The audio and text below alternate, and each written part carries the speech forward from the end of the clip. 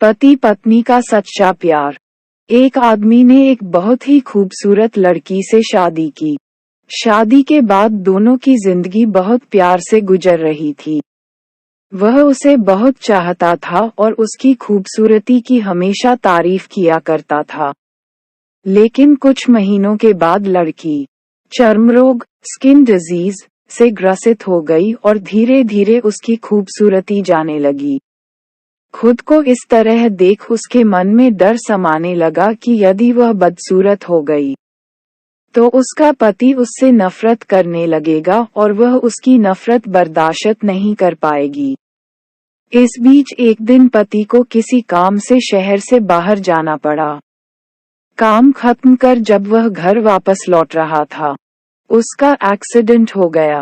Accident में उसने अपनी दोनों आंखें खो दी, लेकिन इसके बावजूद भी उन दोनों की जिंदगी सामान्य तरीके से आगे बढ़ती रही।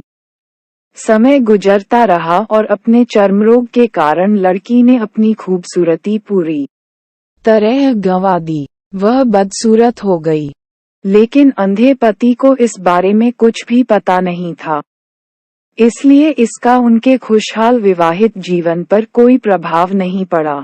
वह उसे उसी तरह प्यार करता रहा। एक दिन उस लड़की की मौत हो गई। पति अब अकेला हो गया था। वह बहुत दुखी था। वह उस शहर को छोड़कर जाना चाहता था। उसने अंतिम संस्कार की सारी क्रियाविधि पूर्ण की और शहर छोड़कर जाने लगा। तभी एक आदमी ने पीछे से उसे पुकारा और पास आकर कहा, अब तुम बिना सहारे के अकेले कैसे चल पाओगे? इतने साल तो तुम्हारी पत्नी तुम्हारी मदद किया करती थी। पति ने जवाब दिया, दोस्त, मैं अंधा नहीं हूँ।